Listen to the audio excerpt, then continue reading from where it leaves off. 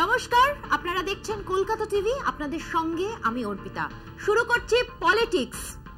পথ খুঁজতে পথে এবার চাকরিহারারা। শিক্ষা দুর্নীতি মামলায় হাইকোর্টের নির্দেশে যাদের চাকরি বাতিল হয়েছে অতি সম্প্রতি ভবিষ্যৎ কর্মপন্থা ঠিক করতেই তাঁদেরই জমায়েত শহীদ মিনারে। চলছে সুপ্রিম কোর্টের দ্বারস্থ হতে নথিপত্র তৈরির প্রক্রিয়া, যদিও ইতিমধ্যেই হাইকোর্টের রায়ের বিরুদ্ধে শীর্ষ আদালতে গিয়েছে রাজ্য ও এসএসসি। শিক্ষা নিয়োগ দুর্নীতি মামলায় রাজ্য বড়সড় ধাক্কা খেয়েছে হাইকোর্টে। বিচারপতি দেবাংশু বসাক ও বিচারপতি মোহাম্মদ সাব্বার রশিদির ডিভিশন বেঞ্চের রায়ে চাকরি খুইয়েছেন প্রায় 26,000 শিক্ষক ও অশিক্ষক কর্মী। আর তাতেই টালমাটাল রাজ্যের শিক্ষা অঙ্গন। লোকসভা ভোটের মধ্যে এই হেন রায়ের পর বিরোধীরা চেপে ধরেছে তৃণমূল সরকারকে। তৃণমূল পাল্টা চাকরিহারাদের পাশে দাঁড়িয়ে কঠিন লড়াইয়ের আশ্বাস দিয়েছে। তবে নিজের লড়াই নিজেকে লড়তে হবে, এটা বুঝেছে চাকরিহারারা, এবং সেই প্রস্তুতি পর্বই শুরু হয়েছে রায়ের পরে পরে। কার্যত ভবিষ্যৎ পথের রূপরেখা তৈরি করতে বুধবার চাকরি খোয়ানো শিক্ষক ও অশিক্ষক কর্মীদের অনেকে জড়ো হয়েছিলেন শহীদ মিনারে। দেশের শীর্ষ আদালতে আবেদন জানানোর প্রক্রিয়ায় সামিল হয়েছেন তাঁরা। আসলে অযোগ্যদের সঙ্গে সঙ্গে, যেটা জাস্টিস গাঙ্গুলির নেতৃত্বে যেটা পাবলিশ হয়েছিল, অযোগ্যদের সঙ্গে সঙ্গে কিন্তু যোগ্যদেরও বর্তমানে যে রায়টা বেরিয়েছে সেখানে যোগ্যদেরকেও কিন্তু বঞ্চিত করা হলো, তাদেরও চাকরি চলে গেল। যারা একদম সম্পূর্ণ স্বচ্ছভাবে এই চাকরির পরীক্ষায় অংশগ্রহণ করেছিলেন তাদেরও চাকরি গেল। তো এটা আমরা সেই একজন সেই প্রার্থী যারা যোগ্য হয়েও আমাদের চাকরি গেল। আমরা সুতরাং আমাদের যে যোগ্য আমরা, তার সপক্ষে আমাদের যে কাছে প্রমাণগুলো আছে সেই প্রমাণগুলো নিয়ে পুনরায় আদালতের দ্বারস্থ হওয়া ছাড়া আমাদের কোনো উপায় নেই। আপনারা কি স্পেশাল লিভ পিটিশন দাখিল করছেন সুপ্রিম কোর্টে? হ্যাঁ, আমরা সবাই মিলে কিছু সংগঠনের একটা মঞ্চ তৈরি করে আমরা যাব বলে এটা ভেবেছি। এবং কবে নাগাদ দাখিল করব সেটা আমাদের উপরে যারা আছেন তাদের সঙ্গে যোগাযোগ করে সেটা ঠিক করা হবে। যাচ্ছেন এটা নিশ্চিত? হ্যাঁ, একদম। আমাদেরকে এইভাবে যে হ্যারাস করা, আমাদের মান সম্মান নিয়ে হানি করা, এটার কি মানে এ হচ্ছে, তার জন্য আমরা বিচারপতি প্লাস হচ্ছে কোর্টের কাছে বা সরকারের কাছে আমরা একটা উপস্থাপন করতে চাইছি। তা আমরা সেটা নিয়ে বলতে পারছি না, কিন্তু আমরা সাফারার এরকম 19,000 ক্যান্ডিডেট রয়েছে, 19,000 ক্যান্ডিডেট রয়েছে কম বেশি। সেটা হচ্ছে 9, 10, 11, 12, গ্রুপ সি, গ্রুপ ডি। এদেরকে নিয়ে যে আজকে যে অস্থিরতার পরিস্থিতি সৃষ্টি করছে, আজকে আমাদের যে পেটে লাথি মারার সমান তৈরি হয়েছে, এর দায়ভার কে নেবে? হাইকোর্টের রায়দানের পরে মঙ্গলবার পূর্ব বর্ধমানের ভাতারের প্রচার সভায় চাকরি বাতিলের পেছনে বিজেপির হাত রয়েছে বলেও অভিযোগ করেছিলেন মুখ্যমন্ত্রী মমতা বন্দ্যোপাধ্যায়। আর আমরা বাংলায় যখন চাকরি দিই, আপনারা কোর্টকে দিয়ে চাকরিগুলো খেয়ে নেন। তার কারণ ওরা তো আমাদের আন্ডারে নয়, আপনাদের আন্ডারে। আপনারা চাকরিগুলো না খেয়ে নিয়ে যদি বলতেন, আমি রায়দান সম্পর্কে বলছি, বিচারকের নাম আমি বলছি না, আমার প্রয়োজন পড়ে না, সবাই দেখেছেন। যদি বলতেন হ্যাঁ এখানে অসুবিধা আছে, এটা তোমার ভুল হয়েছে, তুমি সংশোধন করো, আমরা করে দিতাম। ভুল তো যে কোনো কেউ করে ফেলতে পারে, সবটা কি আমি করি না? এডুকেশন ডিপার্টমেন্ট আলাদা ডিপার্টমেন্ট আছে, এসএসসি আলাদা আছে, প্রাইমারি এড বোর্ড আলাদা আছে, মাধ্যমিক বোর্ড আলাদা আছে, কলেজ কমিশন আলাদা আছে। এগুলো তারা দেখেন। যদি আপনারা বলতেন, সেটাও না হয় আমরা চেষ্টা করে দেখতাম। বুধবার শহীদ মিনার চত্বরে জড়ো হওয়া চাকরিহারাদের মুখেও সেই সংশয়েরই প্রতিধ্বনি। বিচার ব্যবস্থার প্রতি আস্থা হারিয়ে গেছে এই কারণেই যে বিচার ব্যবস্থাটা আমাদের মনে হচ্ছে কোনো রাজনৈতিক দল দ্বারা পরিচালিত হচ্ছে। কারণ আমরা ইতিপূর্বে আগে দেখেছি যে আমাদের রায় বেরানোর আগেই আমরা বুঝতে পারছি যে কোনো একটা বোমা পড়তে চলেছে ধরুন, বা মানে আমাদের একটা টোটাল প্যানেল ক্যান্সেল হতে চলেছে, সেরকম একটা তথ্য আমার মনে হয় বিচার ব্যবস্থা থেকে আগেই বেরিয়ে যাচ্ছে। খবরটা আগে ভাগেই বেরিয়ে যাচ্ছে, পাবলিশ হয়ে যাচ্ছে। কেন বিচার ব্যবস্থা নিরপেক্ষ হবে না? কেন বিচার ব্যবস্থায় যে কি হতে চলেছে রায় সেটা আগে কেন লিক হয়ে যাচ্ছে? সেই কোশ্চেনটা আমাদের বক্তব্য। স্কুল সার্ভিস কমিশনও আজকে তারা এসএলপি দাখিল করতে চলেছে কিছুক্ষণের মধ্যেই, এবং আপনারাও খুব শীঘ্র শুনলাম এসএলপি দাখিল করছেন। কি মনে করছেন, আশা আছে? আমরা 100% আশাবাদী, কারণ আমরা বহু পরিশ্রম করে মাথার ঘাম পায়ে ফেলে আমরা পরিশ্রম করেছি এবং বৈধ ডকুমেন্টস আমাদের মধ্যে আছে এবং প্রত্যেকটা পদক্ষেপে বহুবার আমরা ডকুমেন্ট সাবমিট করেছি। স্কুলে ডিআই মারফত, মানে স্কুলে হেডমাস্টার বা টিআইসি মারফত, ডিআই মারফত আমরা বহুবার ডকুমেন্ট সাবমিট করেছি। আমরা আর কতবার এভাবে নিজেদেরকে যোগ্য বলে প্রমাণ করব? এটা আপনাদের কাছে সমস্ত তথ্য রয়েছে। তাহলে সিবিআই কেন তদন্ত হলো? সিবিআই কি করলো এতদিন? যদি আপনারা প্যানেল ক্যান্সেল করবেন টোটাল, তাহলে সিবিআই এতদিন কি ভূমিকা ছিল তাদের? সেই কোশ্চেনটা আমরা করছি, জবাব দিবেন। হাইকোর্টের রায়ের বিরুদ্ধে সুপ্রিম কোর্টে যাওয়ার কথা মঙ্গলবারই জানিয়েছেন মমতা। সেই মতো এদিন শীর্ষ আদালতে দ্বারস্থ হয়েছে রাজ্য সরকার। স্পেশাল লিভ পিটিশন জমা পড়েছে স্কুল সার্ভিস কমিশনের তরফে।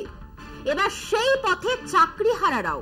এখন সময় একটা বিরতির, ফিরছি বিরতির পর, সঙ্গে থাকুন।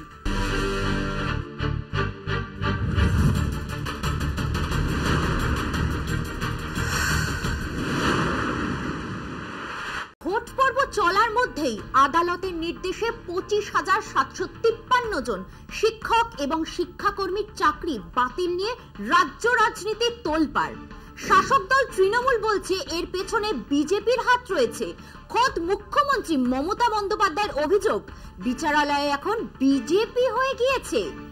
বিজেপি পার্টি অফিস যা বলছে, আদালত রায় সেই কথাই লিখছে। বিজেপি সহ বিরোধীদের পাল্টা দাবি, মুখ্যমন্ত্রীর নেতৃত্বে সংগঠিত অপরাধ হয়েছে, তাই বেআইনিভাবে টাকার বিনিময়ে চাকরি দেওয়া হয়েছে। বাংলার ইতিহাসে এই নিয়োগ দুর্নীতি সবচেয়ে বড় কেলেঙ্কারি বলেও বিরোধীদের দাবি। আদালতের নির্দেশে চাকরিহারাদের মধ্যে অনেক যোগ্য তরুণ তরুণীও রয়েছেন। তাদের বক্তব্য, আদালত মুড়ি মিছরির এক দর করে দিল। আমরা যোগ্যতার বলে চাকরি পেয়েছি, আমাদের চাকরি গেল কেন? চাকরিহারাদের মধ্যে একদল বুধবারই সুপ্রিম কোর্টে আবেদন করেছে হাইকোর্টের রায়ের বিরুদ্ধে। সুপ্রিম কোর্টে গিয়েছে স্কুল সার্ভিস কমিশনও। এই তীব্র দহন জ্বালার মধ্যে আদালতের রায় ঘিরে উত্তপ্ত বাংলার রাজনীতি। গত 3 দিন ধরে নির্বাচনী প্রচারে শাসক এবং বিরোধী দুপক্ষেরই হাতিয়ার হয়ে উঠেছে 25,753 জনের চাকরি যাওয়ার বিষয়টি। বুধবার আউশ গ্রামে তৃণমূলের এক সভায় মুখ্যমন্ত্রী মমতা বন্দ্যোপাধ্যায় বলেন, আমরা চাকরি দিচ্ছি, আর বিজেপি কোর্টকে দিয়ে সেই চাকরি খেয়ে নিচ্ছে। সিপিএম এবং কংগ্রেসও একই কাজ করছে।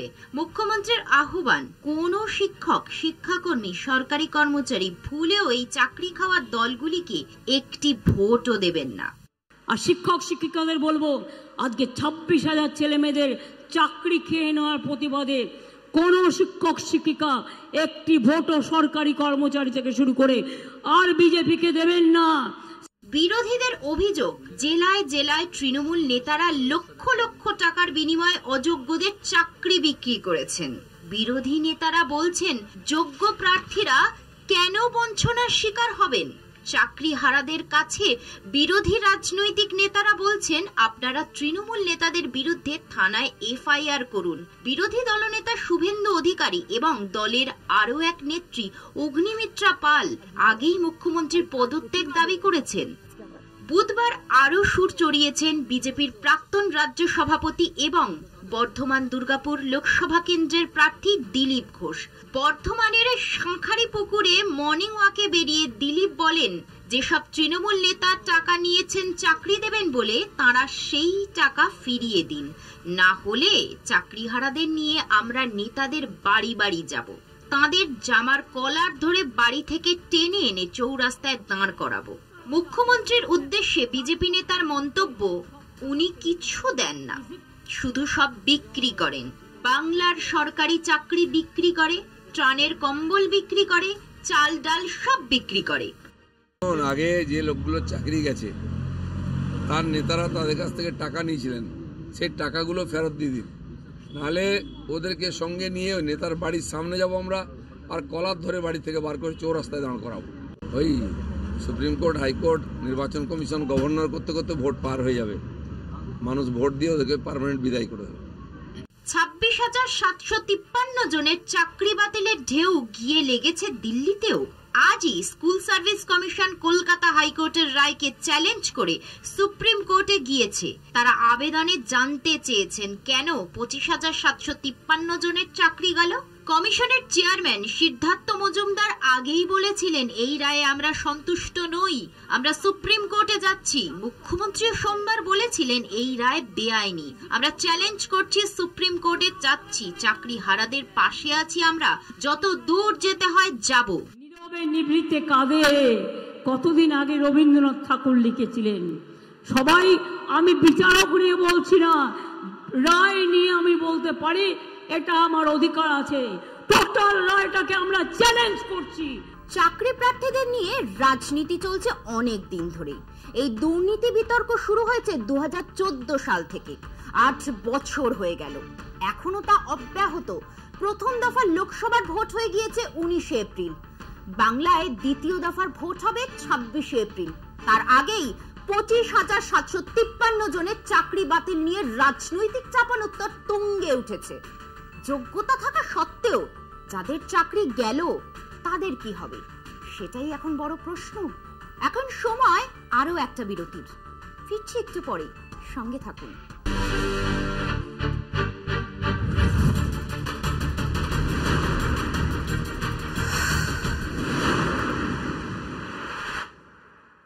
ইলেকট্রনিক্স ভোটিং মেশিন, সংক্ষেপে ইভিএম। কিন্তু মেশিনের ভোট নিয়েও অস্বচ্ছতার প্রশ্ন উঠছে। প্রযুক্তিগত কারচুপির অভিযোগ তুলেছে একাধিক রাজনৈতিক দল ও সামাজিক সংগঠন। তার ভিত্তিতেই ইভিএম এ জুড়ে দেওয়া হয় VVPAT, voters verifiable paper audit trail. Vote গণনা নিশ্চিদ্র করতে ভোটার যাকে ভোট দিল তা সে নিজের চোখে যাচাই করতে পারে ভিভিপ্যাটের স্ক্রিনে। এবার দাবি উঠেছে মেশিনের ভোট গণনার সঙ্গে ভিভিপ্যাটের স্লিপও গুনতে হবে। এই নিয়ে বিতর্ক গড়িয়েছে সুপ্রিম কোর্টে। স্বচ্ছ ও দ্রুত ভোট গ্রহণ ও গণনা প্রক্রিয়া শেষ করতে ব্যালট বাক্স বদলে দুনিয়ার বৃহত্তম সংসদীয় গণতান্ত্রিক রাষ্ট্রে চালু হয়েছিল ইভিএম। কিন্তু সূচনা পর্ব থেকেই বিতর্ক তার পিছু নিয়েছে। একাধিক রাজনৈতিক দল ও বিভিন্ন সামাজিক সংগঠনের তরফে ভোটের ফলাফল প্রকাশের পর তা নিয়ে নানাবিধ সংশয়ের প্রশ্ন তোলা হয়েছে। ইভিএম এ এক প্রতীকে ভোট দিলে তা ভিন্ন প্রতীকের ঘরে জমা হচ্ছে। ইভিএম এর ভেতরে এমনই কারচুপি করা হয়েছে। একাধিক রাজনৈতিক দল এমন অভিযোগে সরব হয়। গুরুতর অভিযোগ। নির্বাচন কমিশন অবশ্য এই অভিযোগ উড়িয়ে দিয়েছিল।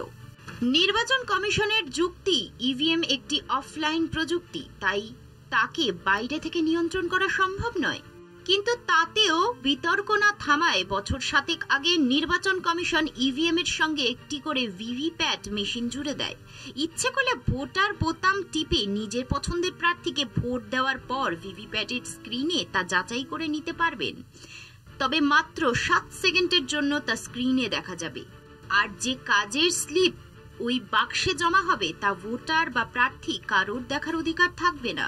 অর্থাৎ ভোটারের গোপনীয়তা বজায় রাখতেই এই ব্যবস্থা।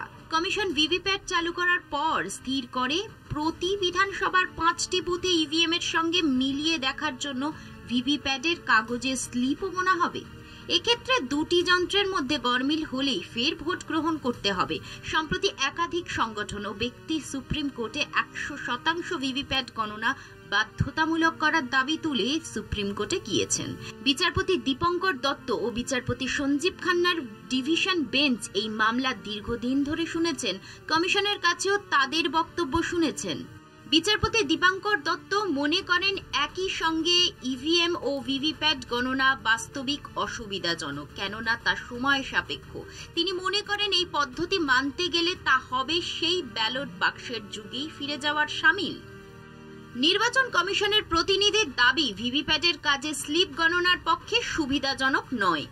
বিচারপতি সঞ্জীব খান্না বলেন, ভিভিপ্যাট গণনার বিষয়ে চূড়ান্ত সিদ্ধান্ত নির্বাচন কমিশনের ওপরেই বর্তায়।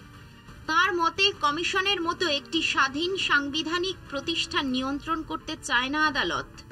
শেষ পর্যন্ত সুপ্রিম কোর্ট যদি কমিশনের কোর্টে বল ঠেলে দেয় তাহলে ইভিএম ঘিরে যে প্রশ্ন জনসাধারণের মনে জেগেছে তার সমাধান আপাতত অধরাই থেকে যাবে।